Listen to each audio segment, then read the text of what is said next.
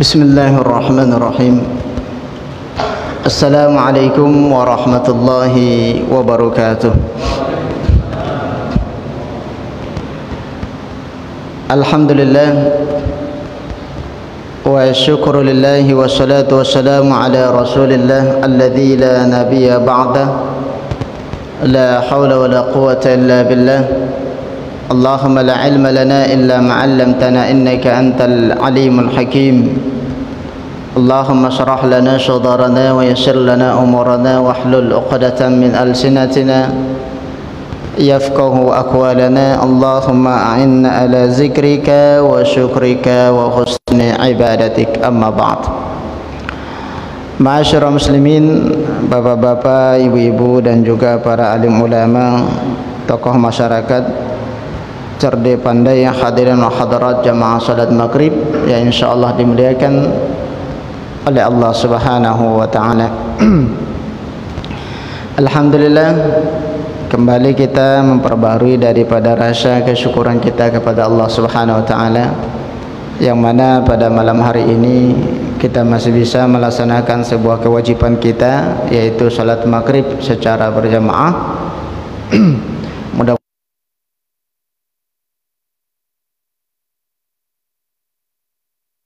senantiasa diterima sebagai amal soleh di sisi Allah Subhanahu wa taala. Amin ya rabbal alamin.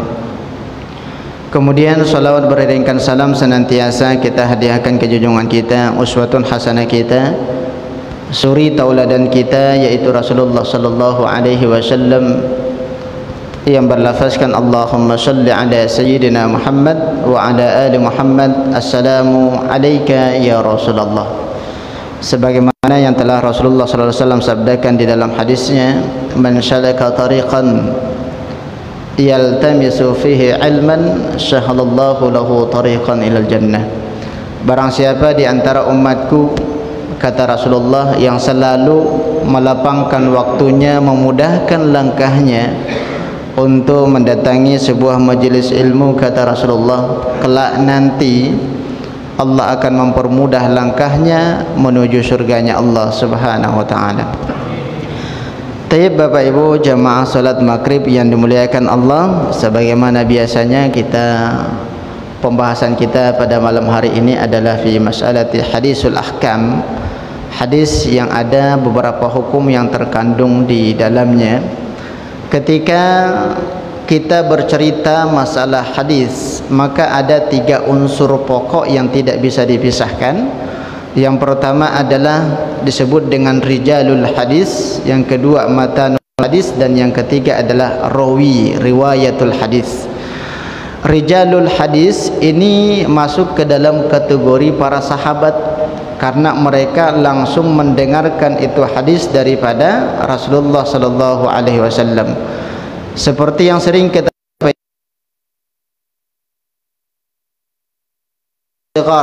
sahabat yang mana umurnya masih muda tapi sudah masuk ke dalam agama Islam dan langsung bertemu dengan Rasulullah sallallahu alaihi wasallam. Maka definisi daripada sahabat itu adalah orang yang masuk Islam di zaman Rasulullah dan juga bertemu dengan Rasulullah. Itu adalah definisi daripada sahabat. Tapi Bapak Ibu yang dimuliakan Allah, salah satu di antara sahabat Rasulullah ada yang bernama Abdullah bin Amru bin As. Seperti halnya hadis yang akan kita bacakan pada malam hari ini. Abdullah bin Amru bin As, berarti ada 3 nama di situ. Yang pertama adalah Abdullah, yang kedua adalah Amr, dan yang ketiga adalah Al-As. Abdullah bin Amru bin As. Kenapa dinisbatkan dengan nama ayah dan kakeknya? Karena nama Abdullah itu banyak. Ada Abdullah bin Umar, ada Abdullah bin As, dan juga Abdullah yang lainnya, sehingga membedakan 2 Abdullah ini dinisbatkan kepada ayahnya. Dan orang Arab itu ketika disebutkan nama ayahnya, mereka sangat bangga, kebalikan daripada orang Indonesia. Ini yang dinamakan dengan budaya yang berbeda. Jangan kita bawa seluruh daripada budaya yang ada di Arab kita jalankan di Indonesia, jadi berabe jadinya. Kalau di sana kan ketika disebutkan nama ayahnya bangga dia. Coba kalau di Indonesia atau kayak kalaupun tidak berantam itu orangnya, apalagi mungkin terkait dengan anak-anak remaja sekarang ya. Tapi Abdullah bin Amr bin As, dulu Abdullah ini dinisbatkan namanya kepada kakeknya, namanya adalah Al-As. As itu ain alif dengan syad, berarti ahli maksiat, artinya adalah ahli maksiat. Itu nama yang sudah masuk ke dalam kategori wajib diganti, Pak. Ada nama yang dimakruhkan, ada nama yang diharamkan, dan ada nama yang disunnahkan. Nama yang mana yang diharamkan itu adalah nama yang ketika diterjemahkan adalah ke dalam kategori maksiat dia. Ya, orang pezina, zani, namanya zani, berarti orang yang sering ataupun selalu berzina. Itu harus dirubah. Nah, ketika beliau itu menobatkan dirinya sebagai seorang muslim, masih berstatus remaja dia. Abdullah ini umurnya kurang lebih 17 tahun. Ayahnya belum masuk Islam itu. Al-Amru itu belum masuk Islam. Tapi dahulu yang pertama sekali masuk ke dalam agama Islam itu adalah anaknya, bernama Al-As, karena dinisbatkan kepada kakeknya. Ketika masuk ke dalam agama Islam, langsunglah nama itu dirubah oleh Rasulullah sallallahu alaihi wasallam.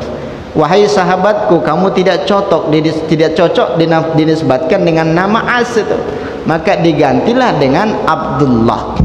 Karena nama yang paling baik itu Bapak Ibu Abdullah. Ya, khairul asma'i huwa Muhammadun wa Abdullah. Sebaik-baik nama adalah Abdullah ataupun Muhammad.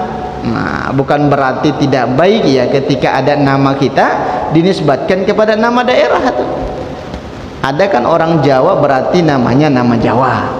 Orang Minang namanya nama Minang, atau orang Melayu ya bahasa Indonesia dia, karena nggak ada bahasa Melayu itu sama halnya dengan bahasa Indonesia. Yang jelas ada makna dan tujuan nama itu.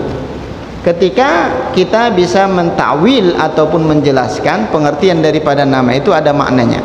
Kalau tidak ada, itu harus diganti itu. Karena nama itu adalah doa. Ketika orang tuanya memanggil daripada nama anaknya, maka diaminkan oleh malaikat. Nah, kalau baik-baik nama anak kita namakan Muhammad ataupun nama-nama yang lain yang ada maknanya, maka diaminkan oleh malaikat itu. Diaminkan oleh malaikat. Nah, kalau As kita namakan, ya berarti ahli maksiat. Wahai ahli maksiat, kesini dulu sebentar, kata maknya. Amin, kata malaikat itu. Wajar anak itu kok nggak betul-betul lah perangai ini anak. Ya namanya salah tuh. Namanya masalah. Digantilah namanya oleh Rasulullah sallallahu alaihi wasallam dengan nama Abdullah. Abdullah bin Amr bin As, yang mana beliau itu masuk ke dalam agama Islam ketika hijrah fi sanatis sabi'atu minal hijrah, tahun ke-7 hijrah barulah masuk beliau ke dalam agama Islam. 1 tahun setelah masuk agama Islam barulah diikuti oleh ayahnya, dan kakeknya sudah meninggal dunia. Nah, maka lebih dahulu anaknya ataupun Abdullah ini masuk Islam, barulah ayahnya bernama Al-Amru, bukan Umar ya, tapi Amru. Maka nama lengkapnya adalah Abdullah bin Amr bin As. 17 tahun sudah masuk ke dalam agama Islam, dan beliau itu salah satu sahabat yang diberikan izin ataupun dipercayakan oleh Rasulullah sallallahu alaihi wasallam untuk menuliskan hadis. Maka apa kata Abu Hurairah? Abu Hurairah itu kan rate yang paling tinggi itu di dalam meriwayatkan hadis. Apa kata dia? Innahu a'lamu minni min rawiyatul hadis. Sesungguhnya Abdullah itu adalah yang paling pintar dibandingkan saya. Kata Abu Hurairah itu luar biasa. Maka salah satu sahabat yang diizinkan oleh Rasulullah menuliskan hadis adalah Abdullah. Kenapa secara umum itu dilarang oleh Rasulullah itu? Wahai sahabatku, tidak boleh kalian menuliskan hadis. Apa yang saya sampaikan, apa yang saya perbuat, dan apa yang saya akui, kata Rasulullah. Tidak boleh di masa itu. Kenapa tidak boleh? Dikhawatirkan percampur adukan antara Al-Quran dengan hadis. Karena Al-Quran ketika itu belum dituliskan, dia belum dibukukan. masih ada yang di pelepah kurma, di kulit onta ataupun kijang, kemudian juga di bebatuan, di pohon kayu, itu masih dituliskan. Tapi sahabat-sahabat itu sudah menghafalnya. Masalahnya kan sekarang belum disusun itu Al-Quran, maka dilarang oleh Rasulullah, wahai sahabatku, itu secara umum, wahai sahabatku, jangan kalian tuliskan hadis sebelum sempurna daripada penulisan Al-Quran. Karena takutnya setelah surat Al-Baqarah barulah masuk surat ataupun hadis yang diriwayatkan Imam Bukhari, bercampur aduk dia, jadi masalah jadinya. Maka tidak diizinkan oleh Rasulullah kecuali beberapa orang saja, hanya segelintir orang yang diizinkan oleh Rasulullah. Salah satunya adalah Abdullah. Kenapa diizinkan oleh Rasulullah? Karena Nabi mengetahui kemampuan daripada hafalannya, tidak akan dicampur adukan oleh sahabat ini. Karena kecerdasan ataupun kealiman daripada beliau ketika meriwayatkan daripada hadis. Itu adalah singkat cerita daripada kisah Abdullah bin Amr bin As. Dan penasarannya luar biasa, Pak. Abdullah ini penasaran luar biasa. Ketika ada sesuatu disampaikan oleh Rasulullah, pasti ia cari ke akar-akarnya. Apa ibadah yang dimaksudkan oleh Rasulullah? Ini pernah kita ceritakan sebuah hadis yang cukup panjang. Suatu ketika Rasulullah SAW memberikan tausiah kepada sahabatnya, datang seseorang dari kabilah Ansar. Sayati an qaribin rajulun min ansarin huwa min ahlil jannah, kata Rasulullah. Ini sosok daripada kepribadian kabilah Ansar, yang mana beliau itu sudah dinobatkan oleh Allah Subhanahu wa taala sebagai penghuni surga. Aku didatangi oleh Jibril menyampaikan wahyu, pesan daripada Allah bahwasanya laki-laki dari Ansar itu sudah dijamin masuk surga, sudah di booking tempatnya di dalam surga, tidak akan masuk ke dalam api neraka. Maka para sahabat ketika itu heran, siapa sahabat yang dimaksudkan oleh Rasulullah ini? Siapa laki-laki dari Ansar ini? Tak lama kemudian datanglah laki-laki dari Ansar yang mana bekas daripada air wudunya masih terlihat di sela-sela jenggotnya. Wa na'alaihi yarfa'u bisimalihi, dan kedua sendalnya diangkat menggunakan tangan kirinya, diletakkan di samping masjid. Karena ketika itu masjid belum memiliki teras, tetap berlandaskan tanah atau. Ketika hendak memasuki ke dalam masjid itu, ia lepaskan terompanya, ia angkat menggunakan tangan kirinya, ia letakkan di samping itu. Maka Abdullah bin Amr bin As penasaran apa ibadah yang disembunyikan oleh laki-laki dari Ansar ini. Ia telusuri itu. Itu adalah sosok daripada kepribadian Abdullah bin Amr bin As. Tayyib. Bapak Ibu jamaah salat maghrib yang dimuliakan Allah Subhanahu wa taala, inilah yang dinamakan dengan rijalul hadis. Sahabat yang menceritakan sebuah hadis yang langsung ia mendengar daripada Rasulullah sallallahu alaihi wasallam. Maka ada karya daripada Abdullah ini dinamakan dengan Sahifatus Sahabah. Ya, salah satu sahabat yang menuliskan kurang lebih 1000 hadis di dalam satu buku. Yang dinamakan dengan hadis itu, Pak, bukan hanya sekedar hafal saja matannya. Terkadang kan man sabara zafira, itu kan salah satu daripada hadis. Ataupun mungkin banyak hadis yang kita hafal, tapi ketika ditanya siapa yang meriwayatkannya, bingung tuh. Berarti hadis itu bukan hanya matannya doang tuh, tapi harus dihafalkan rijal dan juga orang yang meriwayatkannya. Nah, untuk memahami daripada hadis ini ada dua perbedaan pemahaman di kalangan para ulama. Ulama yang pertama cenderung bagaimana tekstual daripada bunyi hadis itu, itulah tujuannya. Sementara ulama yang kedua tidak, mereka sarah dulu makna dan tujuan daripada hadis itu. Seperti halnya dijelaskan di dalam sebuah hadis Rasulullah sallallahu alaihi wasallam, salah satu sunnah Nabi ketika menikmati makanan menggunakan tangan kanannya dengan menggunakan 3 jari-jarinya. Nabi makan dengan menggunakan 3 jari, Pak. Itu sunnahnya.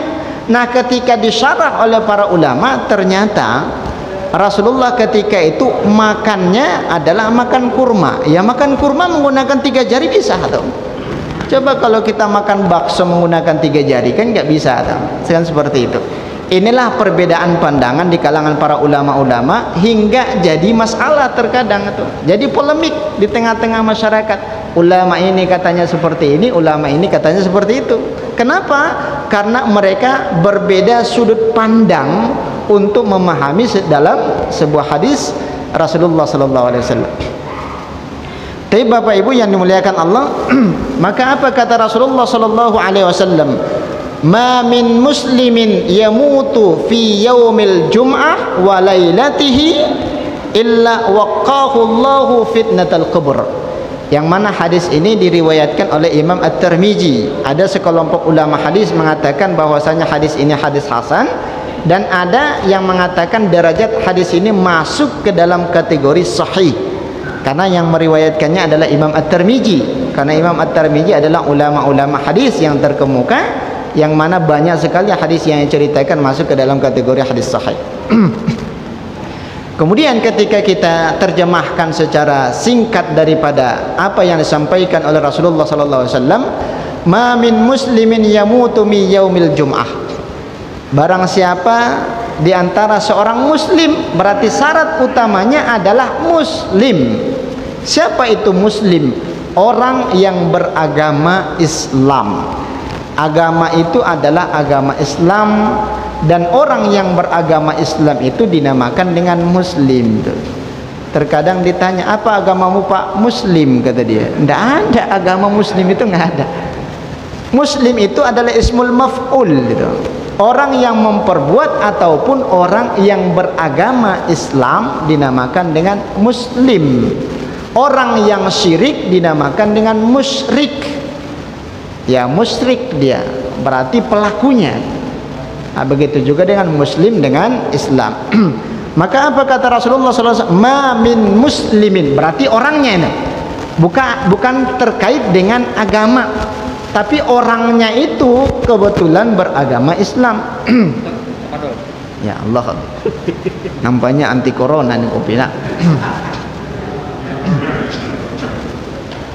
Tapi Bapak Ibu yang dimuliakan Allah, ma min muslimin yamutu mi yaumil jum'ah.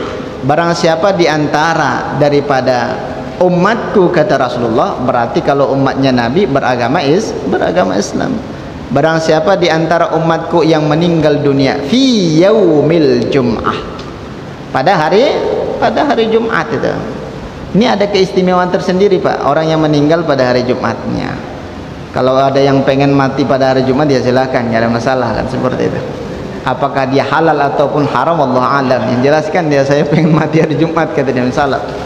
Barang siapa yang meninggal pada hari Jumat ataupun malam Jumatnya, maka terbebas daripada fitnah kubur. Nah, fitnah kubur ini secara tekstual diartikan adalah apa saja yang ditanyakan oleh malaikat kepada orang lain. Nah, orang yang meninggal bertepatan pada hari Jumat itu tidak ditanyakan dengan pertanyaan yang sama. Itu makna yang pertama. Ya, dijelaskan oleh para ulama-ulama kita. Apa keistimewaan daripada hari Jumat? Kenapa tidak dinisbatkan kepada hari yang lain? Al-Jum'ah itu kan perkumpulan daripada hari-hari yang lain. Ada dua makna di situ. Yang pertama, dikarenakan hari itu berkumpul sekelompok orang menunaikan ibadah salat. Makna yang kedua dinamakan dengan Jum'ah, di mana hari itu adalah pertemuan dua insan yang berbeda jenis kelamin, laki-laki dan perempuan, yaitu Nabiullah Adam alaihissalam dengan Siti Hawa. Itu bertepatan pada hari Jumat itu. Dulunya Nabiullah Adam alaihissalam, yang mana Adam ini diceritakan di dalam sebuah hadis Rasulullah sallallahu alaihi wasallam, diciptakan oleh Allah pada hari Jumat. Berarti dari dulu hari Jumat itu sudah ada. Diciptakan Nabi Adam itu pada hari Jumat, dan dikeluarkannya dari surga pada hari Jumat. Dipertemukannya Siti Hawa dengan Nabi Adam pada hari Jumat, dan diwafatkan Nabiullah Adam alaihissalam pada hari Jumat. Dan terjadi hari kiamat itu diceritakan di dalam hadis sahih adalah pada hari Jumat. Maka besok tidak akan kiamat besok, karena besok hari Senin baru. Ya, tapi kalau besok hari Jumat bisa jadi, karena kata Rasulullah kiamat itu terjadi pada hari Jumat. Nah, ada makhluk-makhluk ciptaan Allah yang tidak memiliki ruh. Siapa makhluk Allah yang tidak memiliki ruh? Angin itu makhluk Allah tuh. Batu itu makhluk Allah. Ya, kemudian pepohonan itu ada hidup, dia makhluk hidup, tapi tetap bagian daripada ciptaan Allah. Ketika menjelang subuh pada hari Jumat, mereka was-was, saling berbisik satu sama lain. Batu yang pertama dengan batu yang kedua, bukan batu 1 sampai batu 16 ya, Tanjung Pinang kan ada batu.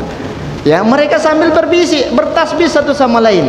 Kira-kira hari ini terjadi hari kiamat enggak ya? Kata batu yang pertama, entahlah. Tapi kata Rasulullah ataupun disampaikan oleh Rasulullah SAW bahwasanya hari kiamat itu terjadi pada hari Jumat menjelang subuh. Ketika sudah berlalu waktu subuh tidak terjadi hari kiamat, akhirnya mereka gembira, alhamdulillah, ternyata hari kiamat belum terjadi, bisa jadi pekan yang akan datang. Itu kata makhluk ciptaan Allah. Itu menandakan bahwasanya hari kiamat itu terjadi pada hari Jumat itu. Nah, dikeluarkannya Nabiullah Adam alaihissalam dengan Siti Hawa itu pada hari Jumat diceritakan di dalam Al-Quran. Ya, maka jelas-jelas kata Allah Subhanahu wa taala, wahai Nabi Allah Adam alaihissalam, jangan engkau dekati ini pohon, la taqraba hadhihi syajarah. Kata Allah Subhanahu wa taala, itu cuma satu syarat itu. Silakan hidup semaunya di dalam surga, hanya satu larangan. Apa larangan itu? Jangan mendekati ini pohon. Nah, Allah Subhanahu wa taala tidak menyebutkan nama pohon itu apa. Terus siapa yang menamakan pohon itu dinamakan dengan buah khuldi ataupun pohon khuldi? Itu iblis, Pak. Iblis yang membisikkan kepada Nabi Adam mengatakan bahwasanya buah itu adalah buah khuldi. Khuldin itu kan kekal. Wahai Adam, ketika engkau makan ini pohon itu merah padam warnanya, nikmat betul itu, kata iblis itu. Mirip seperti apel. Engkau makan itu kekal kamu di dalam surga. Tak ada cerita, kata iblis itu. Hanya terbawa rayuan oleh iblis sehingga Nabiullah Adam alaihissalam beserta Siti Hawa memakan inti pohon. Fa'adzallahuma syaitanu anha fa'akhrajahuma mimma kana fi. Diceritakan di dalam sebuah ataupun dalam sebuah ayat di dalam Al-Qur'an. Maka lambat laun iblis itu mendatangi daripada Nabiullah Adam beserta Siti Hawa, akhirnya terlanjurlah mereka menikmati itu buah pohon, dinamakan buah itu oleh buah khuldi oleh iblis la'anatullah alaih. Maka mereka itu dikeluarkan dari surga bertepatan pada hari Jumat, satu di utara, satu di timur. Itu sangat jauh sekali itu. Bahkan ada di dalam sebuah artikel ia ceritakan bahwasanya diposisikan satu orang itu di Bukit Sri. Maka ada yang menisbatkan Bukit Sri itu yang ada di negara Sri Lanka. Berarti di Asia, dekat dengan Indonesia. Tidak mungkin di Indonesia, karena di Indonesia kan pulau. Ya, mungkin ketika itu belum ada sampan untuk berenang ke Malaysia kan gitu. Nah, berarti sama-sama daratan itu. Ya, sama-sama daratan. Itu ditelaah oleh para ulama-ulama kita. Kira-kira di mana mereka ditempatkan ini dua insan ini? Yang jelas mereka tidak bersama, dipisahkan dia. Maka ada ulama yang mengatakan berapa lama mereka bertemu? Kurang lebih 300 tahun baru ketemu. Bahkan ada ulama yang lebih mensingkatkan waktunya, kurang lebih arba'ina amin. Berarti 40 tahun barulah mereka bertemu di mana? Di Jabal Rahmah yang ada di Arafah. Yang ada di padang Arafah. Mereka bertemu di sana. Nabiullah Adam alaihissalam dengan Siti Hawa bertepatan pada hari Jumat. Maka dari situlah penisbatan kata ulama yang pertama, karena hari itu dinamakan dengan hari Jumat, pertemuan antara Adam dengan Siti Hawa. Itu kan perbedaan-perbedaan pendapat di kalangan para ulama-ulama dulu. Tapi Bapak Ibu hadirin hadirat yang dimuliakan Allah Subhanahu wa taala, maka pandangan ulama yang pertama menisbatkan kepada makna ataupun tekstual daripada hadis itu, orang yang meninggal dunia pada hari Jumat tidak akan ditanya oleh malaikat mungkar dan nangkir sampai hari kiamat, terbebas daripada fitnah kubur. Bukan berarti nanti di hari kiamat ataupun di yaumil hisab dia ini si fulan ini yang meninggal pada hari Jumat tidak dihisab, hanya terlepas daripada siksa kubur saja. Siksa kubur itu ya, tapi Bapak Ibu yang dimuliakan Allah, kehidupan kita kan yang pertama kehidupan di alam rahim, kemudian kehidupan di dunia, setelah itu kehidupan di alam barzakh. setelah di alam barzah dibangkitkan kembali oleh Allah, berkumpul di padang mahsyar. Nah, orang yang meninggal pada hari Jumat itu belum tentu mereka selamat itu. Belum tentu mereka selamat di padang mahsyar, tergantung dengan ibadah mereka. Nah, keistimewaan orang yang meninggal pada hari Jumat hanya terbatas semasa di alam barzah saja. Nah, apakah kita boleh meminta meninggal pada hari Jumat itu? Nah, ajal itu sudah ditentukan oleh Allah Subhanahu wa taala. Ya, tidak bisa kita meminta. Kalau kita selalu meminta meninggal pada hari Jumat, takutnya ada masalah di situ. Karena tidak meninggal juga pada hari Jumat, ya sudah, saya meninggal diri saja ataupun bunuh diri. Ini masalah di dalam pandangan agama Islam. Tapi Bapak Ibu yang dimuliakan Allah Subhanahu wa taala, di dalam hadis ini Rasulullah sallallahu alaihi wasallam melanjutkan walailatuhu, dan malamnya. Bukan berarti Jumat malam, tapi malam Jumat. Apa perbedaan Jumat malam dengan malam Jumat? Nah, kalau malam Jumat itu kan pergantian pada tahun Hijriah ketika masuk waktu sholat maghrib. Terbenam matahari ini sudah terhitung pada hari Senin ini, hari ini. Ya, sudah terhitung pada hari Senin di dalam tahun Hijriah. Kalau tahun Masehi tidak, masih hari Ahad itu. Pergantiannya nanti jam 12 malam. Dini hari. Nah, jam 1 baru 00 itu. Jam 12 lewat sedikit itu pukul 00 itu. Nah, seharusnya kita memakai istilah di dalam tahun Hijriah. Tapi karena sudah terbiasa 24 jam, berarti pergantian itu adalah pada jam 12 malam, seperti itu. Berarti malam Jumat juga meninggal dunia masih mendapatkan keberkahan daripada hari itu sendiri. Apakah ada keistimewaan seperti ini diberikan kepada umat-umat Nabi yang lain? Tidak ada. Khusus kepada umat Nabi Muhammad saja. Ini salah satu bentuk kemuliaan daripada Rasulullah beserta umatnya. Nabi yang mulia, tapi tergantung ataupun sampailah kemuliaan daripada Rasulullah itu kepada umatnya. Suatu ketika diceritakan di dalam sebuah hadis sahih, apa kata Rasulullah sallallahu alaihi wasallam? Pernah suatu ketika Rasulullah sallallahu alaihi wasallam berjalan beriringan dengan malaikat Jibril. Ya, malaikat Jibril alaihi salam, dan ditanya oleh Rasulullah, "Ya Jibril, ayyu yaumin hadza?" Ini hari apa wahai Jibril? Kata Rasulullah. Maka apa kata Jibril alaihi salam? Ya Muhammad, ini adalah hari Jumat, Idun li Muhammadin wa Idun li ummati Muhammadin. Ini adalah hari lebarannya bagi Muhammad dan juga bagi umatnya Nabi Muhammad. Maka dikarenakan kemuliaan daripada hari Jumat itu, sampai-sampai ada sebuah hadis Rasulullah sallallahu alaihi wasallam yang menyampaikan bahwasanya hari Jumat itu lebih mulia daripada 2 hari Idul Fitri dan Idul Adha. Kita sudah berlalu kan Idul Adha ataupun Idul Fitri sudah berlalu beberapa bulan yang lalu. Ternyata hari Jumat itu kata Rasulullah lebih banyak keistimewaannya dibandingkan hari Idul Adha. Luar biasa nih keistimewaan daripada hari Jumat itu. Dan salah satu bentuk kasih sayangnya Allah, hanya diberikan kemuliaan itu kepada umat Nabi Muhammad dan tidak ataupun tidak, karena nabi-nabi yang lain ada pergantian perubahan daripada penamaan itu hari. Ya. Kenapa itu diganti oleh orang-orang jahiliyah menyesuaikan dengan hari mereka? Ada yang dinamakan dengan Syiar, ada yang dinamakan Awal, Jabir ataupun nama-nama yang lainnya. Seperti itu. Tapi Bapak Ibu hadirin hadirat yang dimuliakan Allah Subhanahu wa taala, daripada hari Jumat itu adalah seperti halnya hadis yang diceritakan oleh Abdullah bin Amr bin As, orang yang meninggal dunia pada hari Jumat.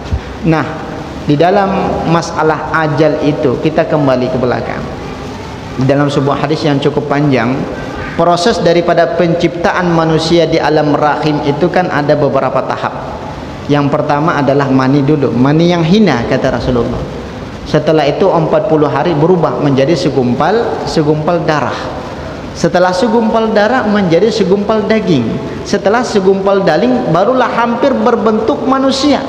ketika sudah berumur 4 bulan, maka diutuslah oleh Allah satu malaikat untuk mendampingi ini janin dan ditiupkan ruh.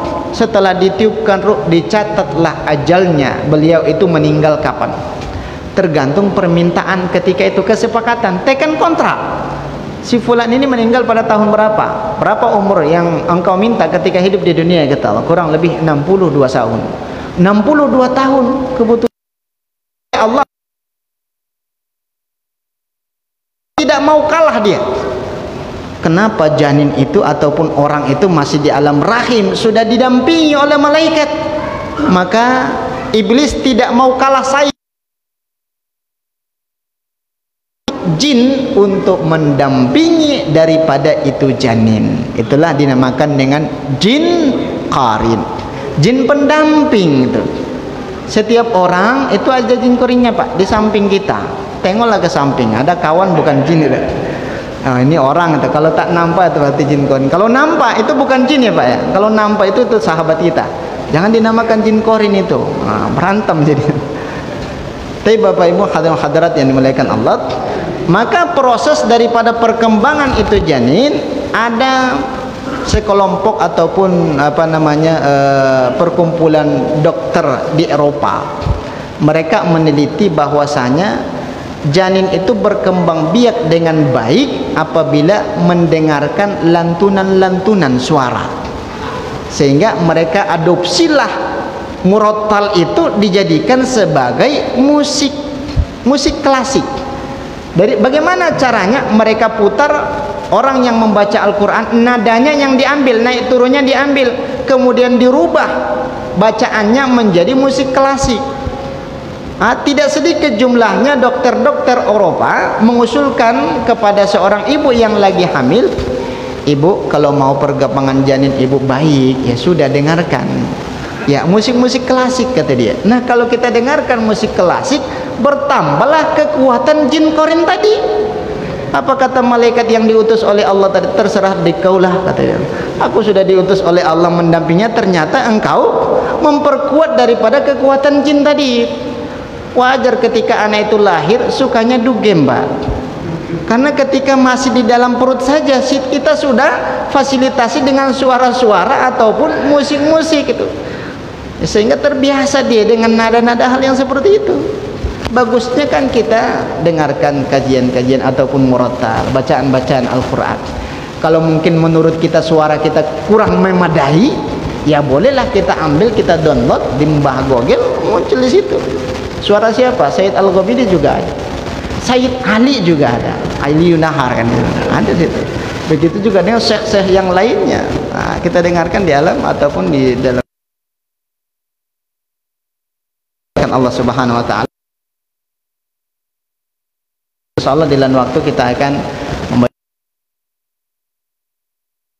pada penamaan Sayyidul Ayyam itu ataupun kemuliaan-kemuliaan hari itu sendiri. Ada sebuah buku, satu buku itu menceritakan khusus ya kemuliaan-kemuliaan dan keistimewaan hari Jumat itu sendiri. Kurang lebih 300 halaman, berarti banyak betul itu.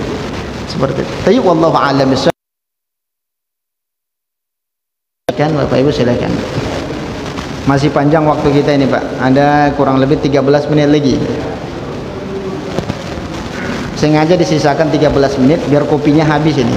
Kalau tersisa 2 menit belum habis ini, udah masuk waktu isya kan, seperti itu. Ya silakan Pak. Assalamualaikum.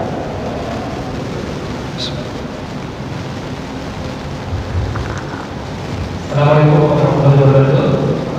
Assalamualaikum.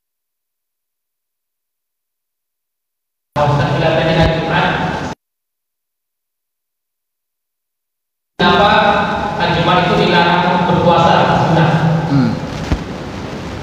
Terima kasih Ustaz.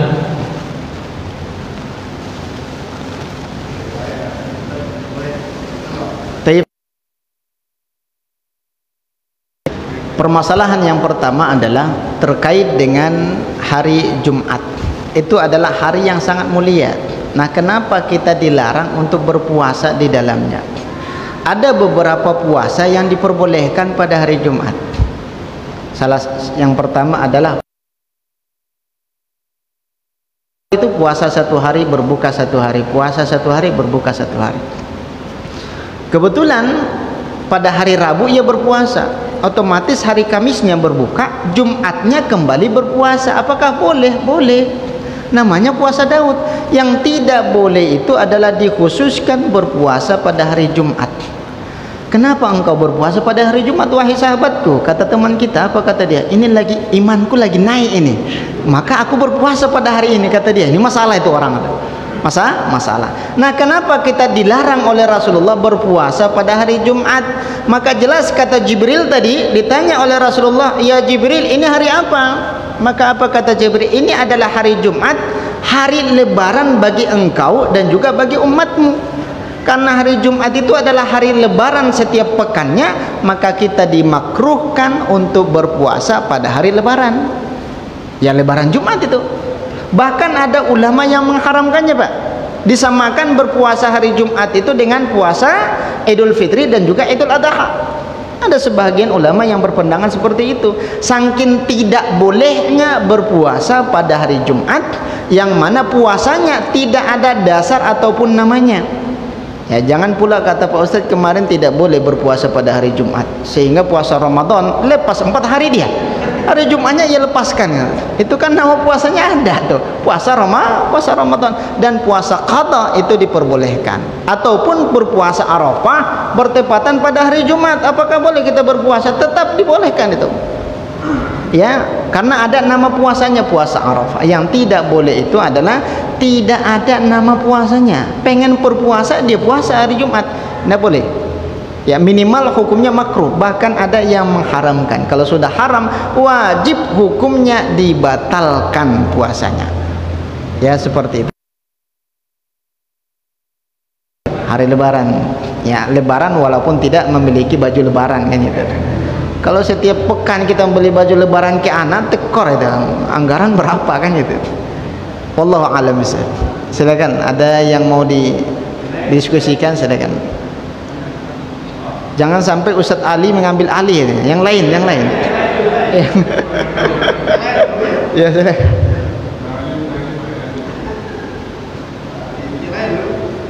Ya, silakan, Pak. Assalamualaikum warahmatullahi wabarakatuh. Assalamualaikum warahmatullahi wabarakatuh. Mohon bertanya Pak Ustaz, masalah musik dan menyanyi. Ya.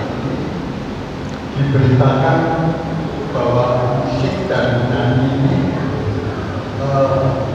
dilarang atau diharapkan untuk orang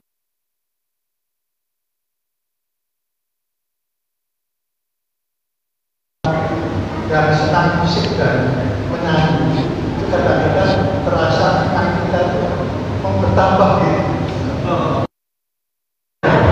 Taib, berkaitan dengan musik ini sebenarnya sudah diselesaikan oleh para ulama-ulama kita sebelumnya ya. Musik itu di dalam bahasa Arab juga dinamakan dengan musik. Ya, bil qaf, ada musika, ada qalqalahnya ya, seperti itu. Bagaimana pandangan ulama? Ulama yang pertama mengharamkan daripada itu musik. Tidak ada cerita musik apapun bentuknya, yang jelas kategorinya musik dan alat-alat musik itu adalah haram.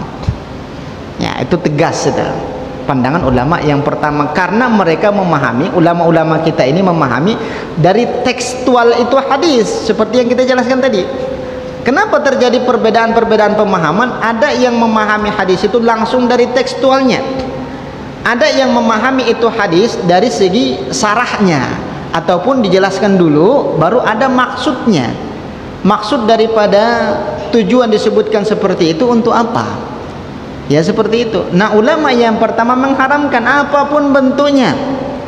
Ya, apakah dia nasyid yang jelas memiliki musik, tetap haram. Padahal kan sholatullah, tapi tetap menggunakan gitar, haram itu. Ya, haram. Pandangan ulama yang pertama. Ini mayoritas guru-guru kita dari Timur Tengah ataupun dari Saudi Arabia. Seperti halnya Syekh Abdullah bin Bas, kemudian Syekh Utsaimin ataupun Syekh yang lain, pengetahuannya luar biasa, pemahaman agamanya juga luar biasa, sehingga memiliki sebuah fatwa, membuat sebuah fatwa bahwasanya musik itu tidak ada tawar menawar. hukumnya haram. Haram itu. Ya, bukan hanya sampai situ, ya, masih koma. Nah, kemudian pandangan ulama yang kedua, musik itu dibagi dua. Nyanyi dan musik itu dibagi dua kategori. Ada musik dan nyanyian yang mendayu-dayu menyebabkan mereka itu lalai. Nah, mereka mengharamkan itu, mengharamkan daripada musik ataupun nyanyian seperti itu, mendayu-dayu, sehingga pikiran kita kemana-mana tuh. Kemana-mana, sudah masuk waktu sholat tetap dilanjutkan itu, masih dugem-dugem betul gitu ya. Nah, ini yang diharamkan oleh pandangan ulama yang kedua. Nah, jenis musik ataupun nyanyian yang kedua, tadi kan pandangan ulama yang kedua bagi dua. Yang pertama adalah yang mendayu ataupun menyebabkan mereka jauh daripada perintah Allah, itu diharamkan. Nah, ketika musik ataupun lagu itu, lagu kan secara umum, ada lagu yang berkaitan dengan cinta, ada lagu yang berkaitan dengan agama. Lagu yang berkaitan dengan agama dinamakan dengan nasyid. Nah, nasyid itu diiringi dengan musik sehingga menyebabkan ataupun menumbuhkan girah ataupun semangat juang. Seperti itu. Nah, hal yang seperti itu diperbolehkan. Salah satu fatwa yang dikeluarkan oleh ketua ulama internasional, yaitu Syekh Profesor Dr. Yusuf Al-Qaradawi, mengatakan jenis musik itu ada dua. Nah, yang pertama musik yang mengakibatkan seseorang itu berbuat maksiat, musik yang mengakibatkan seseorang itu mendekatkan diri kepada Allah, itu diperbolehkan. Dikarenakan Yusuf Al-Qaradawi berfatwa seperti itu, maka beliau itu habis dihujat habis oleh sekelompok orang yang tidak sepakat itu. Seharusnya kan tidak seperti itu. Kalau pemahaman kita bertentangan dengan itu, ya sudah, mungkin pemahaman dia yang seperti itu. Yang jadi masalah itu kan terjadinya saling hujat menghujat itu. Luar biasa. Ini pengalaman pribadi, Pak. Suatu ketika kita berangkat dari Muhafazah Mansurah, salah satu provinsi di Mesir, berangkat ke Zakozik namanya, Asyarqiyah, Muhafazah Asyarqiyah. Kalau di Indonesia mungkin dari Pekanbaru nak berangkat ke Bukit Tinggi. Di mobil kita membawa buku, ya, menghabiskan waktu ataupun memanfaatkan itu waktu untuk membaca. Kita baca, kebetulan buku yang kita pegang itu adalah buku yang dikarang oleh Yusuf Al-Qaradawi. Ada seseorang nyeletup di samping kita, orang Mesir itu. Ya akhi, itu tahu nggak buku yang kamu baca itu siapa yang ngarang? Kata dia, iya saya tahu siapa, Yusuf Al-Qaradawi. Apa kata dia? Annahu kafir, katanya. La haula wala quwwata illa billah. Luar biasa itu. Ya, bahwasanya orang ini enggak betul itu pemahamannya. Salah satu fatwanya nyeleneh berkaitan dengan musik tadi, kata dia. Kalau dalam pemahaman saya beliau itu sudah kafir, sudah keluar dari agama Islam, kata dia. Saya balikkan lagi. Ente ta'arif ya ismu Muhammad Hassan. Ada namanya Muhammad Hassan, Syekh pentolan di Mesir, itu jenggotnya luar biasa. Pemahamannya moderat. Bagus sekali pemahaman. Engkau kenal enggak itu? Kenal, katanya dia. Itu syekh terkemuka di Mesir, kata dia. Pernah enggak beliau itu berfatwa ataupun menyampaikan argumen bahwasanya Yusuf Al-Qaradawi itu pemahamannya tidak benar? Saya sampaikan. Apa kata dia? Enggak pernah. Ya, kalau tidak pernah, sekelas dia saja tidak pernah menyampaikan seperti itu, kenapa sekelas Anda menyampaikan hal yang seperti itu? Sampai ke tujuan, Pak. Enggak bercerita lagi kita. Enggak disahut lagi kita. Ini ya berarti enggak satu fikrah saya dengan dia nih. Enggak bisa nih ya. Hanya mungkin dia turun duluan ataupun seperti apa. Seperti itulah kondisi daripada umat Islam pada saat ini, Pak. Ya, yang paling terpenting ketika ada perbedaan-perbedaan pemahaman yang berbeda, yang jelas ada dasarnya masing-masing, ya sudah, monggo tuh. Ulama-ulama mazhab dulu kan sudah pernah kita ceritakan itu. Imam Abu Hanifah muridnya adalah Imam Malik bin Anas itu. Imam Malik bin Anas pernah jadi gurunya Imam As-Syafi'i. Yang paling tua kan Imam Abu Hanifah, kemudian Imam Malik bin Anas, Imam Syafi'i. Yang paling muda itu adalah Ahmad bin Hanbal.